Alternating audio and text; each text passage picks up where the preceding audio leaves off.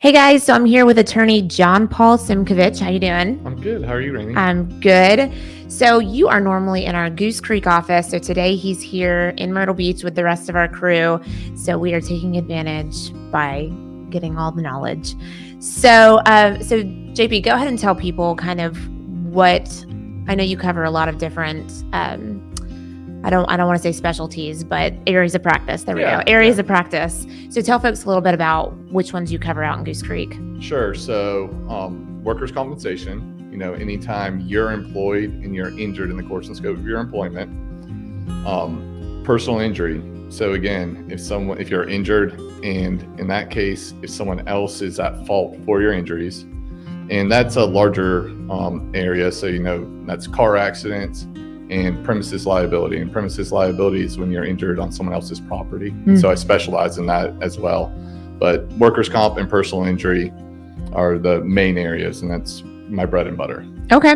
Well, and you handle a lot of the workers' compensation claims, even for the Myrtle Beach office.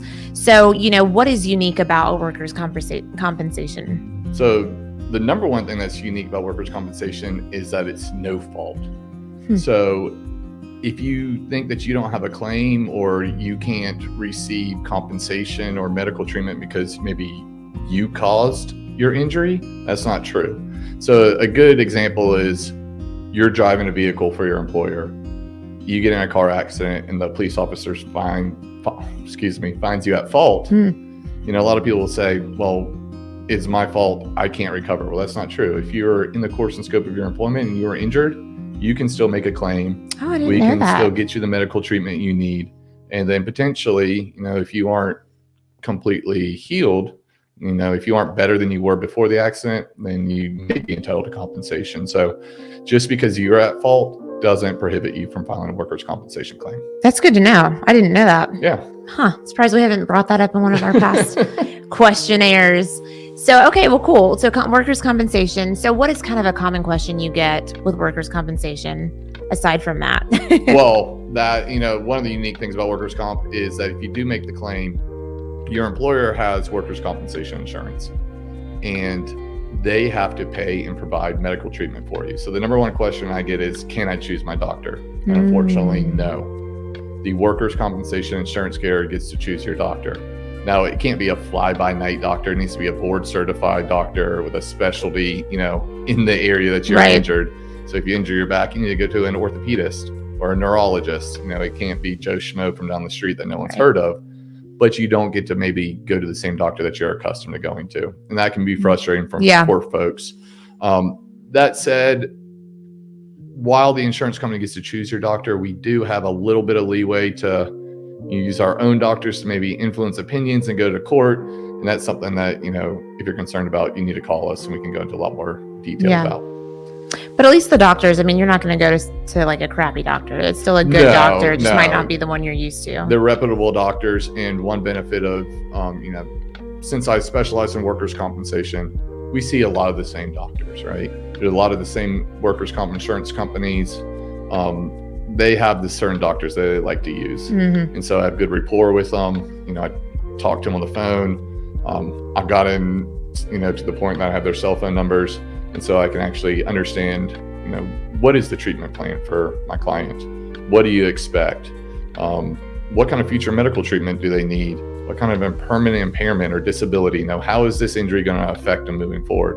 Right. So I can have those conversations. So when it comes time to present something in the court, the doctor's on your side. We're all working from the same set of facts and knowledge base and can secure the best outcome possible. And do you feel like those doctors that are used to working with attorneys, they know how to properly document things in a way that's helpful, or no? Yes and no. No, maybe not. That can always be a challenge. There's certain key language that a judge is going to hang their hat on.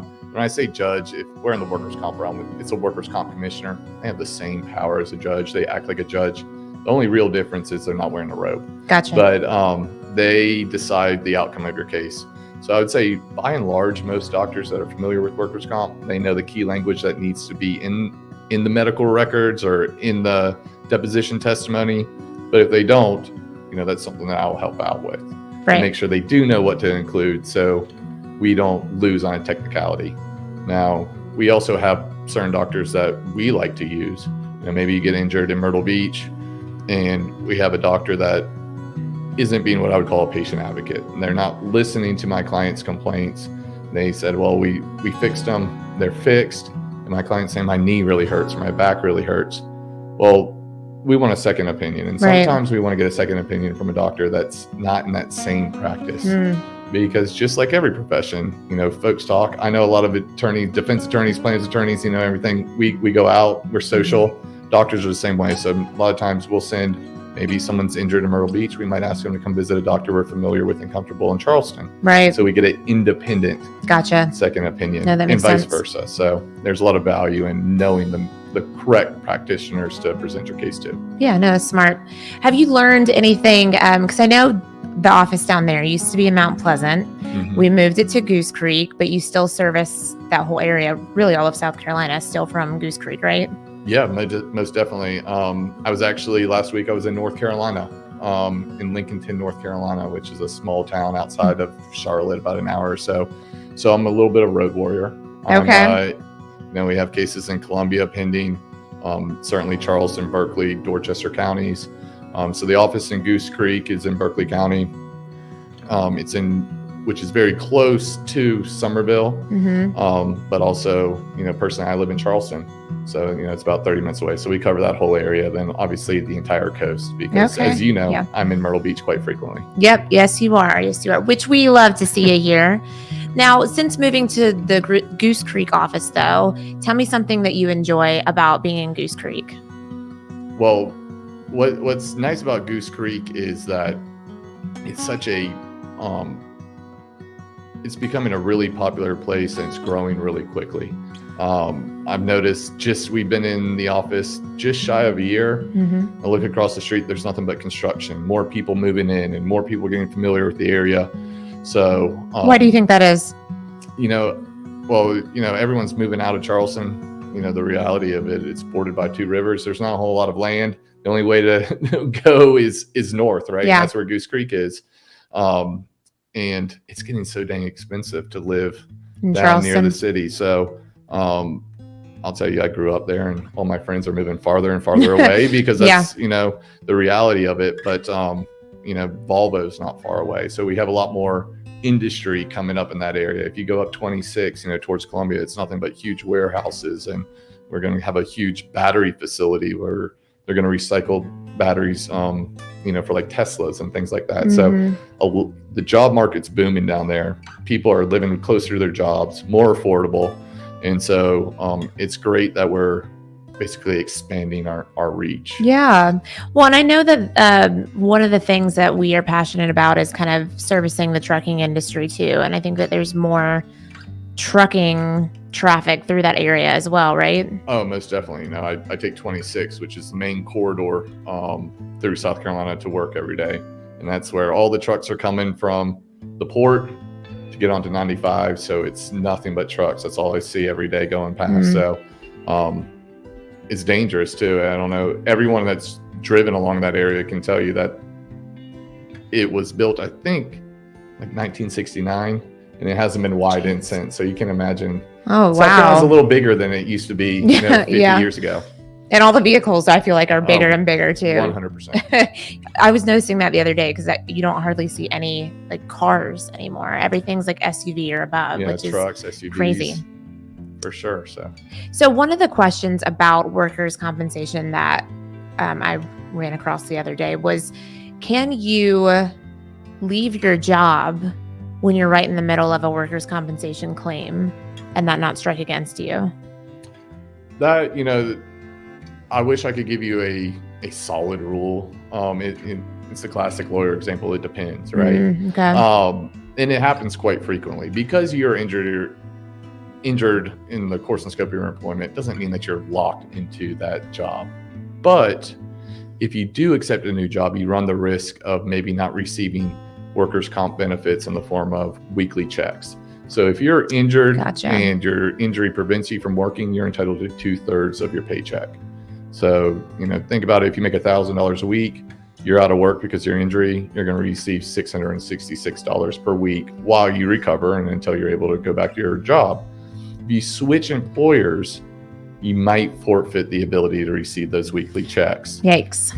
And it's different circumstances. Some clients, maybe they had a physically demanding job and they can't do it because of their injury, and they secured a job that's less physically demanding, and they're going to make more money. And so, go make more money and further your career, and that's a great option. Can they still receive that money or no? They wouldn't, but if they went from a physically demanding job to a desk job that they can perform, and they're making, instead of $1,000 a week, $1,200 a week, it's a no-brainer. So every circumstance is different, and that's really why you want to talk to an attorney. Is there any other things like that if you're in the middle of a workers' compensation claim that you should or should not do to kind of, hinder that case? Yeah, I mean, one of the biggest things would be following your work restrictions outside of work. So when I say work restrictions, a lot of times, say you have a back injury, the doctor is going to say, don't lift more than 20 pounds. And the reason for that is you might aggravate your injury and make it worse, right? So if you can't lift 20 pounds at work, you shouldn't be able to go home on the weekends and lift 20 pounds. And I'll tell you that if the insurance company thinks you might be doing stuff like that, they'll put surveillance on you and try and catch you. So not only for your own health, to abide by your doctor's instructions. I think that's common sense, right? You should do what your doctor says. You should, but yeah, I don't feel like anybody ever does, but you should. But so keep in mind that you need to follow those restrictions whether or not you're at work or you're at home. That's interesting. So the insurance company really gets investigative with it, huh? Yeah, it depends. I would say that happens about 10% of the time. Okay. So it's not frequent, but when it does, and a lot of times it's great. My client's honest, truthful. They're too injured to do any of this stuff, and they have someone follow them around, and all they do is see them struggling to get in and out of their car. Well, that's great evidence for your claim. Yeah. But if you're, say you have a shoulder injury and they catch you shooting skeet with that same shoulder, not going to be helpful, which is speaking from experience on that one. Yeah. Makes sense. The other thing that I get asked a lot is, summer's approaching. They're out of work because they're injured. And can I go on vacation? How is that going to look? I'm out of work. I'm collecting weekly benefits because I say I can't work. Is my employer, is the insurance company going to hold it against me if I go on vacation? And again, that's one of those questions that it really depends. Yeah. What are you doing? I was speaking with someone that they're going to go to Disney World because they have 2 young grandchildren. And, that's okay, but please don't go riding rides or, doing anything that could aggravate your injury or hurt it. And that's a lot different than going on a hunting trip or a golfing trip. So, everything, there's degrees to everything, right? Well, how would the insurance know that they went on vacation? So they wouldn't follow you to vacation, certainly, but at some point in almost every workers' compensation case, they're going to take what's called your deposition. And a deposition is where you're going to come to our office and sit down. You're going to be sitting next to me.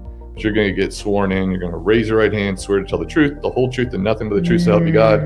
And they're going to ask you those questions. Now, legally, you have to tell the truth.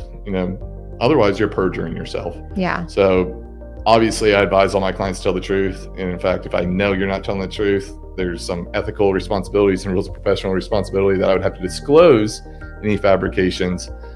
That's a whole different matter that I don't expect my clients to actually force me to do, but you will be asked about it. So, gotcha. If you're planning on any trips, 99% of the time, I'm going to say, you can live your life. You didn't want to get injured. It shouldn't prevent you from enjoying your time with your family and your well-being. That's a mental thing as well. You're going to recover better, but let's talk about it. Yeah. So we can address that. And biggest rule of thumb, if you speak with your attorney and let them know what's going on, I can handle almost anything. Yeah, always be the truthful. Surprises, I can't. Yeah. Yeah. So. Yeah. That reminds me of, we just did a Carolina Justice Report episode, which if you haven't seen those are every Tuesday at 2 p.m. But we just did one on how social media could make or break your claim. So when you're talking about the vacation, it makes me think of that. If people are posting that stuff to social media and then it gets caught 100%. And I'm glad you brought that up, because that's the first thing I advise anyone. Mm-hmm. No post on social media, even if they seem innocuous, you don't think it's harmful to your case, just don't do it. Mm-hmm. And a bigger thing too is not only you, but your spouse, your children, your friends, because they're going to look at That's who hard. are you friends with on Facebook, who are you friends with on Instagram. There's companies that specialize in that, and they're going to find the photos that maybe you aren't even tagged in, but they're going to find that you're posted. So wow. Technology is crazy, AI, everything like that. They can do face identification, so it's not difficult for them to locate you in photos. So even though you weren't doing anything, I don't want you to create a situation that we have to explain. Right. Yeah. Better safe not to post at all, which I'm sure is hard for people, because these claims can go on for how long? Oh man, it varies. We had a case that we fought tooth and nail. It was a workers' compensation case. I've been with the firm for about 2.5 years now. I inherited it from a previous attorney. Case had been going on for, I think, 3 years when I got it. Wow. And, it wasn't that our client wasn't hurt. It wasn't disputed that she was injured. It was just fighting for her to get the appropriate medical treatment and really some modifications to her house. She was completely disabled. She couldn't walk up and down the stairs. So we had to go to hearing and fight. And ultimately, she's getting modifications to her home. She's was able to get the chair that goes up and down her stairs. So she has some semblance of a life. But yeah, that one dragged out for 5 years. Now that's not the norm. Wow. But if we have to go the distance, we got to go the distance, right? Yeah. But what happens in the meantime if she's injured? She doesn't get any compensation that whole 5 years. Well, in this instance, she didn't get a lump sum, but she did get paid a weekly check. Oh, okay, good. Well, that's good. Yeah. You get 2/3 of what you normally make, right? So you're taking a pretty substantial cut. Yeah. Most people's rent is 1/3 of their paycheck as is. So, and what about those medical bills? Those don't need to be paid until it's settled, right? Well, in workers' comp, you don't have to pay for your medical bills because the workers' comp insurance carrier is going to pay for your medical treatment. Now, a personal injury case, like a car accident, you will have to pay your medical bills, or at least use insurance.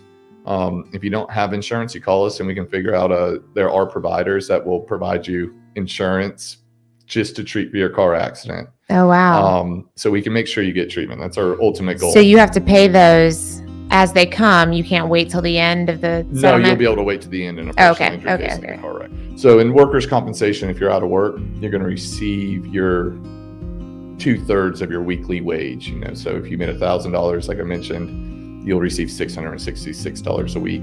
One thing that people need to consider is your health insurance. So you have to pay your health insurance premiums even if you're out of work. Most people have those automatically deducted. Yeah. But if you're out of work because of a work injury, you're already receiving less pay than you would if you're at work. You also have to pay those premiums.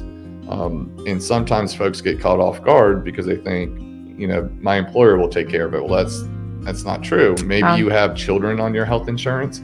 Maybe you have, you're treating for diabetes and you need to, have your insulin covered.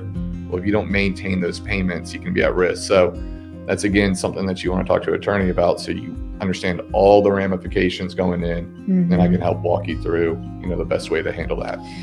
That made me think of, we had somebody one time that it was a personal injury case, car accident, and she, for some reason, thought that she could stop making her car payments through that, and thought that was part of the claim. So should probably let folks know, in case that's a common misconception, that is separate from any kind of personal injury claim that you would have. Yeah, and that's one of those things that you need to talk to an attorney about. Conceivably, you'd have property damage coverage. Right. But it's going to take some time to resolve that. Yeah. And those payments don't stop just because you made a claim. And, your financing company at Stokes Kia or wherever you got your car from, they don't care that you're in a wreck. They want their money. So you need to talk to an attorney to make sure what what obligations you have, Mm-hmm. and it's clear and it's concise, and so you can, handle your finances appropriately. Yeah. So let's move on to slip and fall cases, because you deal with a lot of those as well, right? I do. This may seem like a silly question, but what is considered a slip and fall case? Is Yes. it literally like slipping, or can you just fall any kind of way, or how does it work? So one misconception is you see a lot of times is folks think just because you're injured on someone else's property that you're entitled to money, right? The reality is the landowner had to have has a dangerous condition on their property or contributed to your injury in some way. So, right now I would say a common example is a sidewalk that isn't even. Maybe there's a large raised portion of concrete that created a tripping hazard. You aren't looking every step you take on a sidewalk. You kind of, I think we all just agree that if you're walking on a sidewalk, it's a safe place to walk. You're looking forward and not down on your feet. You stub your toe on a raised portion of concrete, you fall. Well, then, that'd be a trip and fall, right? Right. And so the landowner has a duty to make sure that their premises are safe. And either they knew about the dangerous condition, the raised concrete, or they should have known about it. And that's the burden of proof that we need to prove, that they either knew about it and didn't fix it, or they should have known about it. You can't turn a blind eye and say, I didn't know about it, I'm not liable. So that's the burden we need to prove. A slip and fall, when you're thinking about actually slipping on a substance, and the classic example is at a grocery store. Right. That is a little different because we need to prove that the grocery store knew about the foreign substance on the floor. Was it it doesn't matter if we're talking about a grape that was squished or some oil that had spilled. The fact that it was there and you fell, well, that's very unfortunate. And, you didn't walk in the store planning on being injured that day. So certainly we have to prove that the grocery store had the opportunity to discover it and they chose not to rectify it. Most of the time, what it normally shakes out to is they're understaffed. They're not sweeping the aisles. Someone spilled something and walked away. Personal accountability isn't popular right now. So it's easier to walk away, and there's, spilled milk on the ground. An hour passes and you come down the aisle, you're shopping, you're, paying attention to your child or looking up the aisle, you slip and you fall. So we'll be trying to prove that the grocery store knew about it or should have known about it, and they should be doing sweeps for everyone's safety, right? Right. You always hear Is it hard to prove that? It can be. So if you're ever in a situation like that, pictures. Okay. Fortunately, everyone has a camera in their pocket at all times. Document it. What was that substance on the floor? Make sure you talk to someone at the store and complete an incident report. Get their names. If there are any other witnesses there, ask them for their information. Say, hey, what are your name, your number? Can I call you in the future? Hopefully there's surveillance video, but not always. I was going to say, if you get injured, how do you do all that though? If you're injured. Yeah. And that's the last thing that's going through your mind. Right. You have a broken ankle and you're going, give me medical help. Right. Yeah. But maybe if you're there with the injured person, you can make sure you do that. You're shopping with someone, or you see something like that happen. Maybe you can say, hey, try and secure the scene, as we would say. And then, if we're handling the case and we have to file a lawsuit or anything there, we'll be checking the store's logs. How often did they sweep? They have to record all that, or they should. If they don't, then that's an issue, a different issue that we would have to address. But that's how we kind of prove it. When was the last time someone went down there? And ideally, most places do have an eye in the sky. And I think Justin's saying the eye in the sky doesn't lie. If you have it on video, that's great, but getting the video can always be a challenge. No, that's interesting. What about, obviously Charleston and Myrtle Beach, we are very large tourist destinations. So I know we run into this quite a bit with hotels. What is the scenario for a hotel? Yeah. So, I think it is very common for us to handle a resort case, right? And I've had them ranging from building codes where they had the lips to the entrance ways were way too high, and that's straight building code, and we can say, look, it was constructed incorrectly. But a lot of slipping hazards. It rains here every afternoon, I feel like, in the summer, right? And so entranceways, they need to have floor mats, and there's actually standards.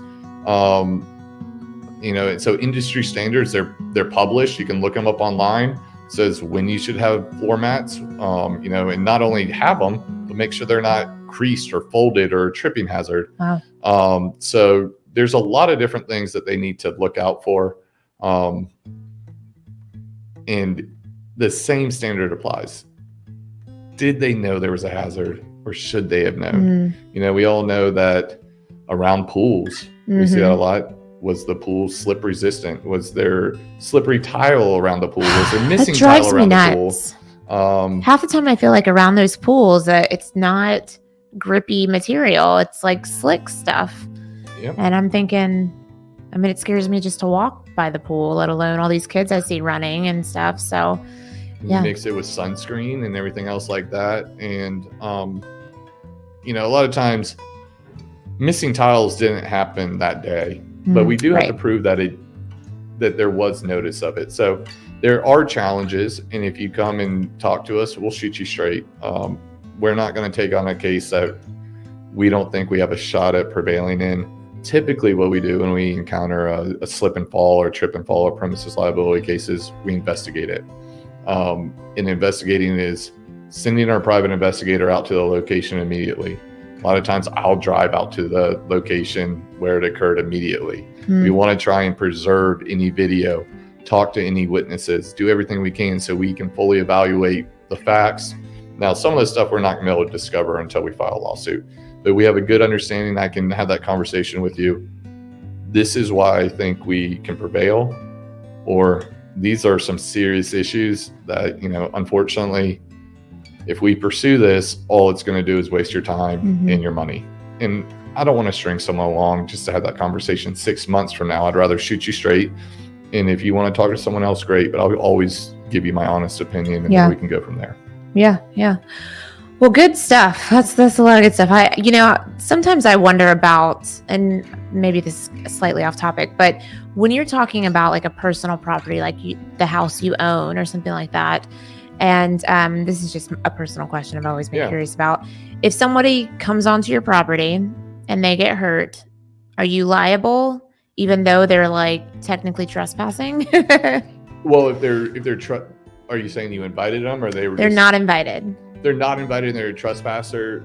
Most of the time you won't be liable. Now, I'll tell you why I asked this in a second. I was going to say, children can't trespass. So if you have a pool with no fence on it, any children or your own? Any children. Any child is not we considered. We can't hold a child, an 8-year-old child doesn't know that he can't walk around a piece of property. There's also what's known as an attractive nuisance, and that's, a classic example is a pool. Maybe your pool gate's open. Yeah. It's a hot summer day. The child sees a toy or a ball in the pool, tries to grab it, falls in. You'll be held liable most likely. But the random jerk that's, I don't know why he's on your property, but messing around for no good reason, then no. Or just a random neighbor that came over to ask for something. You didn't invite them, but they got hurt while they were there. That is one of those questions that, if we're defending that neighbor, or if we're helping that neighbor, then obviously I'm going to make the arguments that you are responsible. Now, the defense attorney. So it's one of those things that there might not be a clear answer. Whoever wins the argument, right? And that's why we have a jury, right? So you have a jury of your peers kind of to settle those issues. And it's so fact specific. The purpose of it. Have they been warned not to come? Was it a solicitor? Then he said there's no soliciting, or what was the circumstance? Sure. No, that makes sense. I had this lady one time. So the codes for homes, they changed all the time. When I bought my house, this probably was a code that was broken, but I didn't know it at the time. I have stairs out front of my house and they don't have railings. But that was not something that I ever thought was needed, like against the rules type of thing. So we have these, and they're very wide stairs. But one time I had this neighbor who came over, was on the stairs. I think she was actually a little tipsy, so maybe that would have worked in my favor if that became a case. I think so. But she came over, and I think she leaned back to kind of like put her hand on the railing, which again did not exist, and fell off my stairs. And she just missed my porch brick barely. But she fell. She was fine. I mean, she had some scratches from my bushes, but, you know, went on her merry way. But I was so freaked out by the whole thing. But I was thinking, you know what? Could I have gotten in trouble for that? You know, that's a tough one. And I don't know. I know a lot of the building codes, but I don't know all of them. Like you said, they change all the time. You know, right. Different cities adopt different ones. If, you know, the city of Myrtle Beach adopts different building codes than the city of Charleston, or, you know, so A, we'll research those things. B, we work with engineers all the time, and that's literally their specialty. Yeah. I can call them up and say, hey, these are the facts, what building codes. They'll point me in the direction or tell me, hey, you have a case or you don't. One thing that we pursue often for our clients, and you know, this might help you in that circumstance, is that there's something called MedPay. MedPay, a lot of policies, homeowners policies, commercial general liability policies, so policies that you have for a piece of property, and sometimes cars, but oftentimes for pieces of property, it's no fault. So say, and they're normally smaller amounts, maybe $1,000, $5,000, $10,000. I think the largest I've ever personally seen was $25,000. That's rare circumstances. Means that even if it was, you know, this lady's fault, your policy will give her that money to pay for her medical bills. You know, up to the amount of her medical bills. If her medical bills are $100,000, then, you know, she's stuck at $5,000. But what that does is it alleviates the nature of having to file a lawsuit. Right.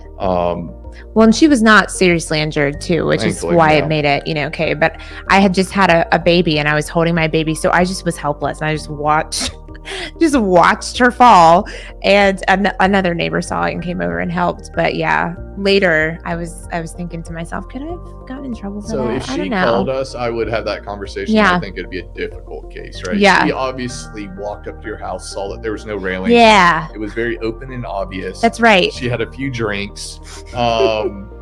You know, and you're not responsible for someone causing their own injury. So that's a good example. You didn't do anything to make it a dangerous condition. Right. And so that's, again, she would have trouble meeting her burden of proof. Okay. Well, that's good. See, I had my own question for this, that my own stuff got answered. So I do, before we kind of get off here, I do want to chat about some training that you recently had. I know you were in San Diego and then in DC doing training. So tell me about both of those. Yeah. So San Diego, our whole team went out there. It was awesome. It was actually the second time I've gone out there with the team of attorneys, a lovely law firm. And what we did is the conference was specializing in traumatic brain injuries. We call them TBIs. And learn, you know, got to talk to neurologists, neuroscientists, all sorts of doctors, and kind of getting educated on, you know, what are the effects of a brain injury? And more importantly, you know, from my perspective, how do you prove a brain injury? And how do you convince a jury and make them understand how significant something like that is? The other cool thing that we got to do is I actually got to see a cadaver of a spine injury. You know, you hear people hurt their back surgery, neck surgery.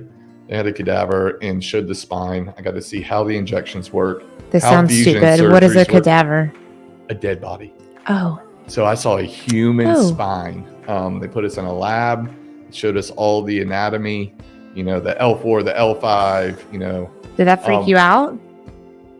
You know, I'm not a doctor for a reason because I'm kind of squeamish when it comes to blood, but it was fine. You know, was it somebody with a spinal injury? I mean, it was just, you know, someone had donated their torso to science. Being able to see what the spine looks like. Yeah, the doctor was showing us everything. And that's interesting. This is the disc base and this is the nerve that it presses on. And this is why. So you read about it and I read the MRI reports, but you don't actually get to put it into practice. Yeah. So that gives me a better understanding. So that was personally really cool to me. Yeah. And I really enjoy doing that. It's kind of weird, but you know. No, I mean, knowledge is power, you know, like once you can put a visual to what some of these things are and what people are going through, I think it's helpful. And then I recently, just 2 weeks ago, got back from Washington, DC. And that was solely on how to improve taking depositions. So a deposition is when you've probably seen it in TV shows and that sort of thing. It's when you put someone under oath, and you get to ask them questions. Hmm. Well, if you want to be effective, there is strategy behind it. What are the methods to elicit the strongest position that you want? And so is this you asking your own client or asking the person against? So this was me asking the defendant, so for example, a car accident, Gotcha. making sure that they can't wiggle out of responsibility. Gotcha. And so, I sat through essentially the way the conference worked, and it was awesome. It's kind of nerdy of me, but every morning we'd hear the different theories. We had attorneys from all over the country, Texas, New Orleans, California, New York. They gave us kind of practice tips and that sort of thing. And then we broke up into small groups and actually put what we learned to practice and practice depositions and got critique. And I was with some of the best trucking attorneys and personal injury attorneys, guys from Iowa, Atlanta, Houston, California, everyone. And so we brainstormed, even worked on some of our own cases hypothetically. Yeah. So, like you said, knowledge is power. Yeah. You can always improve. I learned a lot from them. I think they learned some from me. So it was a great experience. What would you say was kind of like an eye-opening moment in that? Was there a part that surprised you or anything? I don't think necessarily surprising, but I think there's strategically maybe the manner in which you take depositions. Who do you depose first? You have 10 witnesses. You have this list of 10 witnesses. They all have different viewpoints, different roles and responsibilities. How do you structure the order in which you do it? Or how do you open? There's a big theory. It's called the Miller mousetrap, and it's kind of setting up a rule and getting the deponent, the person who's answering the questions, to agree to this rule, then pinning them into it. Not that I haven't ever put thought into the order of the depositions or the manner in which I present the questions, but it was beneficial to be more strategic with it. Yeah, think about it in a different manner. So that was very beneficial. I actually utilized it in a case just last week, and I think if I hadn't gone to this, I don't think the deposition would have gone as well. So that's awesome. Yeah, that's awesome. So why do you feel like trainings like these are so important? I mean, a lot of attorneys don't do training once they're in practice. And that's to their detriment. I mean, the legal field's always evolving. That's true. Laws are changing, theories are changing, and sentiment. The way a jury views a case today is different than what they viewed it, 20 years ago. And so there's a lot of different factors you need to always keep up to date on. And then you can always improve. I was learning from an attorney that's been practicing longer than I've been alive. And I think he learned some from us because, we're maybe a little bit younger and a different viewpoint. And so you have to change with the times, and you can always improve and make yourself better. So yeah. Everything's always got to be evolving. That's for sure. And then, lastly, I know you and I were talking a little bit before we started recording about kind of a case that you got more for or something like that. I wanted to talk about some real life cases that you were able to twist around. So I was talking about this with someone else in our firm, and I guess here's kind of what happened is. We received a call from a client who was being represented by another firm. She was in a pretty significant car accident and really wasn't getting anywhere. The insurance company was stuck to a lowball offer, and this firm wasn't willing to file a lawsuit. Wow. So fortunately, she got in contact with us. We worked with this other firm, and we were able to secure a 6-figure result, and we're still going after more money. Wow. So, what was the change? How are we able to get so much more? Really just kind of, I like to attack. I think when you're playing offense, that means you attack. And, we are in the offensive position. The defense, the defense attorneys and stuff doesn't have the opportunity to make moves against us. So it's our obligation to put the pedal to the metal. And in this specific scenario, filed what's called an offer of judgment, which meant hey, we will settle this case for this amount of money, and we file with the court and make it all to C. But if you don't pay this amount and we get a verdict for more than this amount, then you have to pay us interest, you have to pay our costs, and we are going to go after the insurance company itself. So we're aggressive with discovery, aggressive with depositions, and constantly make that defense attorney work the file, make him be in constant contact with his client, and make them so frustrated with us that they, A, don't want anything more to do with us, so they want to resolve the case, and B, know that we put in legwork, so we go to trial, we're going to win. And that's really it, and that's how we approach every case. I tell every client that we take your case while the goal is to settle it. Mm-hmm. That's a swifter resolution. It's probably going to be cheaper for the client, and a lot of times can result in just a better overall resolution. But we're going to approach everything like we're going to go to trial, right? Mm-hmm. We don't want to be caught with our pants down. We get on that trial roster scrambling, asking for a continuance, anything like that. Right. So push the issue, and that's how you do it. No, that's awesome. That's awesome. Well, can you think of any last minute things you'd like to say to folks? Just come see us. Well, yeah. I mean, every consultation's free, right? You call us, you tell us what's going on. It's all confidential. We're not going to share any information with anyone else, and just get an honest opinion. The worst thing that can happen is that we say, I'm sorry, we can't help you. Yeah. And a lot of times, I mean, you've seen it, folks call our office and we handle what we can handle. I stay in my lane because I know how to do it well. Mm-hmm. But if you have an employment issue or, wills, trust, and estates issue, at least we can steer you that way. Right. But call us, let us evaluate your case, and we're going to be honest and straightforward with you. Hey, we can help you or we can't. Mm-hmm. And it doesn't hurt our feelings if you're not wasting our time, Yeah. anything like that. Well, I think a common misconception sometimes is people automatically diagnose whether they're going to have a case before they even try to ask. You know what I mean? And there's so many factors that you may not be thinking about. So it's always best to just ask. The worst, like you said, that can be said is no, it's not a case. But, I have learned from being here for a little over a year now that there's a lot of cases that I wouldn't have considered a case, wouldn't have known that was a case that you could sue for something like that. So now I'm just going to be calling for everything. Yeah. And one thing that is unique about our firm is that we're very, I guess, family oriented. Mm-hmm. Almost, Yeah. We're small. We all know each other really well, and we care, and we live in the community that we're representing folks in.